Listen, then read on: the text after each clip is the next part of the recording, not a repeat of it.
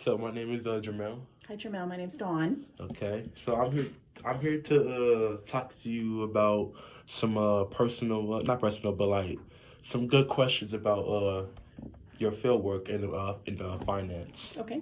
And I'm just here to just get some ideas and see if I can apply those finance goals you have into my life and make sure that I'm very well and above Okay. the others' competition. I would say competition in my opinion, 'cause I like this, see if I can do better than what they did. Okay. All right. For first, a little bit of background and professional. What's your role? What's my role here on campus? Yes. So I'm a financial aid counselor. I've been with at Briarcliff for almost 5 years. My degree was in business administration with a concentration in finance and a minor in economics. After that, I went into banking. And I did consumer lending, mortgage lending, retail banking for 20 some years. Retail banking. Oh, okay. Yeah, in branch offices. So can you tell me a little bit more about retail banking? Because I'm not really familiar about that. More so just helping customers and families with deposit accounts, certificates of deposit, opening bank accounts, checking savings, just kind of their basic retail banking needs, coming in and servicing customers that had questions with those types of things, reconciling accounts, opening safe deposit boxes, certificates of deposit. That's more of what retail banking is. And then the loan side is any kind of consumer lending, mortgage lending, that kind of thing. Gotcha. And then branch management for a short time. I did that in a couple different places. Branch management. Okay. Well, I like that. It's good information. I like that. So, okay. Can you describe like what a typical day you go through in the finance Here at Briarcliff? Briarcliff, sure. So as a financial aid counselor, I meet with students who want to go over like their financial aid packages, if they're asking for other scholarship opportunities. Either way. There it is. Yeah. I'm gonna call him back. You want me to keep going? Okay. So we have a wide variety of things, whether it's reports, looking at FAFSAs, awarding scholarships, meeting with students, talking with parents, a lot of different things that we're juggling. Okay. So for my next big question is, what is the can you give me a very good understanding of credit and borrowing? Credit and borrowing. Okay. Like borrowing either be like from loans from school or loans from like other loans. Sure, Can you give me like an sure. understanding of that?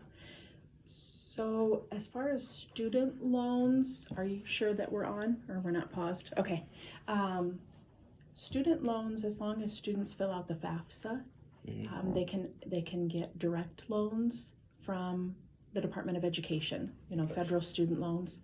That's not really something that you have to qualify for based on credit. So those aren't credit-based loans. If you're seeking like a credit-based loan where they're going to check your credit history to see what loans you've had, that's where students likely run into issues because they haven't had credit built up before, and where you need a cosigner, a parent, where you need a parent or a qualifying cosigner that can kind of back you up to get your credit established. Gotcha. That's what the banking world is like. That's what I was used to in helping people get car loans, house loans, personal loans, things like that. And that's more credit based, where they have to have some credit history built up to be able to get a loan in their own name. Okay. To get a little deeper into that, what is your experience? What are the most important factors lead to those type of loans and stuff like that? Good credit history. Yeah. So if you're borrowing any money, like your student loans, that you're making the payments on time every month, it's going to be based on how long you've had credit history how long you've been paying, what types of credit you have. So a Okay. lot of times they would say, you can increase your credit score, your FICO score, if you've got maybe a car loan, maybe one credit card, maybe a house mortgage, but any types of loans that you have to be making your payments on time. So whether you set up automatic payments, it's important not to have a lot of revolving credit debt, No. would be credit cards. So when you say what was the We're- limit of credit debt that will put you like, okay, this is too far now? It's going to be based on your income. Oh, So they're going to also look at your job history and what your income is. And there's something called a debt to income ratio. debt to income ratio. And they're going to look at your monthly gross income and look at what your payments are every month, whether it's rent, credit card payments that you have, a loan payment for a student loan, an auto loan, and they're going to take those monthly payments and they're going to divide it into your monthly gross income to come up with a percentage. A lot of different places have different percentages for their guidelines or their policies, but yeah, you don't want to have too much revolving credit debt, and that would be like credit cards. So it's important that you have the length of job history, because they're going to look at that. If you're jumping every 6 months to a different job, you may not get approved for a loan. That you've got, steady income, that you're, reliable, that you've been earning this income and over a long period of time. 2 years is a pretty good. 2 years is a pretty good gauge. That if you've been maybe at the same job for 2 years, or if you've been in the same line of work. Maybe you worked at Home Depot, but then you went to Lowe's. Well, you're still doing kind of the same line of work, but if you jump to a totally different field, then that shows some. That's just some. Yeah. I'm getting it. Yeah. Okay, so many young adults struggle with understanding what is a credit score. Someone asked me, how would you explain that? How would it impact your life in the real world? Sure. Your credit score. Typically, credit scores, there's a range, and you can look that up to kind of see what is a good range, but it's based on all those different things that we talked about, your job history, your income, and how you've paid back creditors.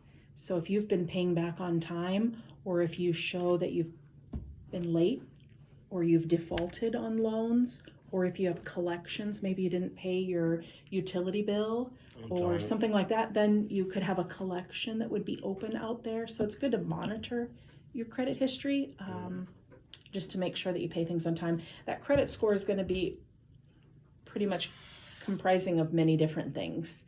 So when you're first starting out, it may be lower, but as you build more credit history and you show a longer length of employment and your income is increasing, then your credit score, usually will go up as you're building more credit. So to make your credit score go up, you gotta pay on time. Pay on time. Yep. So that's one And not have a lot of unsecured debt, which would be credit card revolving debt. Secured would be you've got a car title on an auto loan. A house would be you've got a mortgage. So that's secured credit. So how would you get a secured credit? Usually like a cosigner. So if you're looking at borrowing for a car loan, let's say you $2,000 for an auto loan and you have a qualifying cosigner and you make your payments for 12 months or longer, you're building up your credit history there. Oh, okay. Yep. So you usually need a qualifying cosigner to help you get started. Sometimes I've had customers before that have put money into a CD and used that as collateral. So what's a CD? A CD is a certificate of deposit. It's a little bit better than a savings account, and it's for a certain amount of time. So if you want to say, I'm going to put $1,000 into a 90-day certificate of deposit, you can't take the money out, but you can borrow against that CD and get a little bit higher interest rate on the CD and a lower interest rate on the loan. It's just building credit. That's a way some students have done it before. They used to have back in when I was younger. So I can't do it now? You'd have to walk into a bank and ask. You may be able to. Yeah. Yep. If you had money to set aside in a savings account, you can use that as collateral to get your own loan, and you can build your own credit that way. It's just starting out small, depending on how much you have. Okay. Yep. I might do that one day. Starting mine. Yeah. That's a good thought. It is. Appreciate it. Yeah. So Excuse me. Mhm.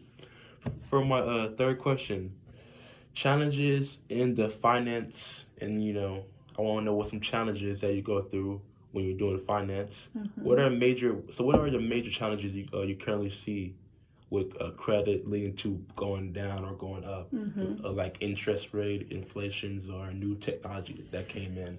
So there's all kinds of different things that play into that. Even federal regulations change. So with a new administration, there might be changes, and we kind of have to stay on top of keeping up with those changing regulations to make sure that we're awarding things correctly and trying to help students and parents. Those that come in and may not have and may be looking for other scholarship opportunities or loans, and students may trying to help students finance that gap and leading them meet that goal. Yep. So how would you get those other scholarships for other people if they wanted those other scholarships besides having this only one? Yep, we can only provide the resources, really. We can award institutional aid, would be like academic, athletic, music, fine arts, things like that students can get. And then their federal aid is separate. And if there's that gap, then we can kind of only provide resources for other alternative loans, other federal loans that maybe a parent can help with, other outside scholarship opportunities. On our website, we can kind of direct students that way, but that's not something that we approve.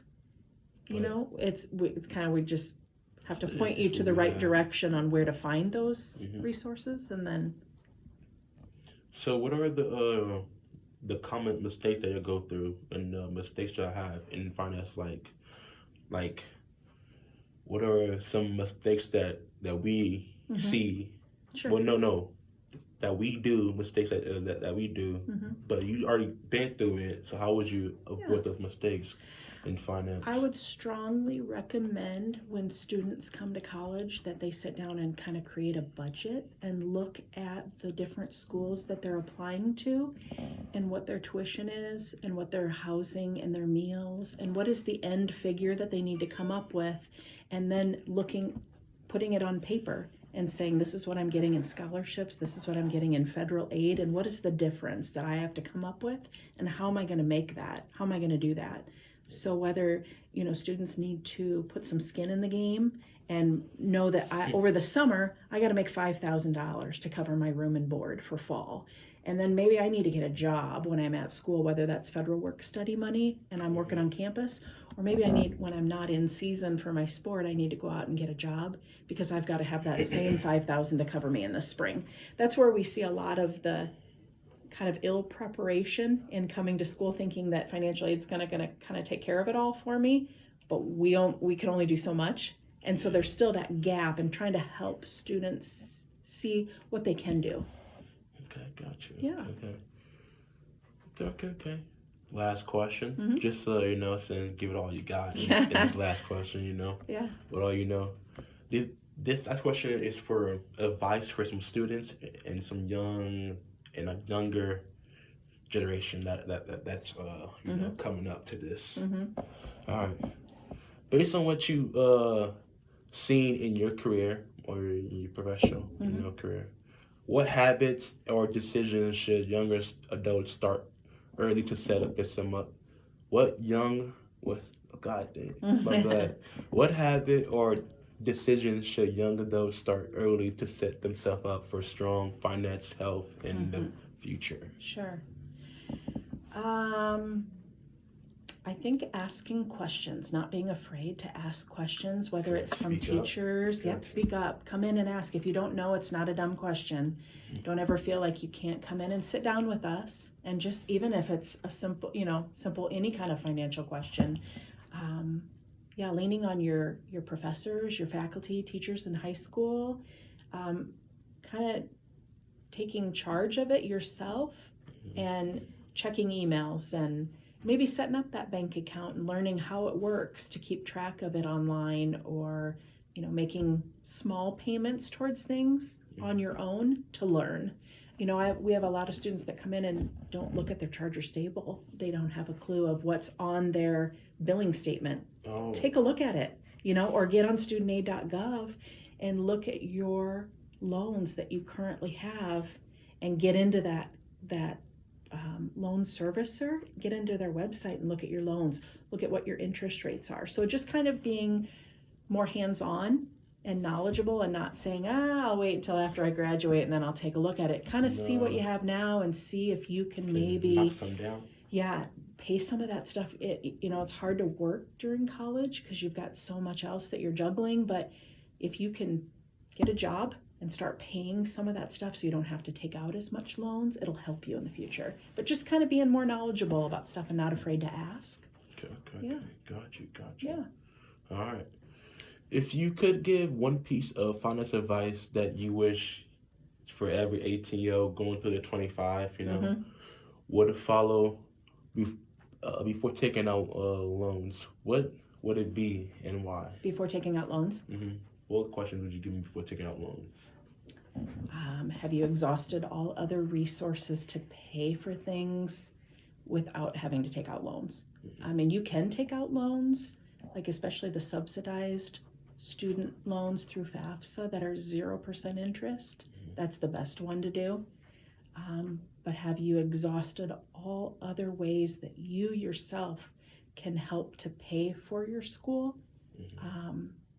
Whether that you start in high school and you have a summer job and you put money away in a savings, applying for scholarships, I guess just getting used to having to work hard to pay for stuff yourself, you know, and making payments on time and making payments on time. Yep. Yeah. All right. Being knowledgeable. Well, that's about it. Okay. Thank you for your time. Yes, and you're welcome. appreciate it. Yes, you're welcome. I'm always here if you have questions. All right. All right. Thank you.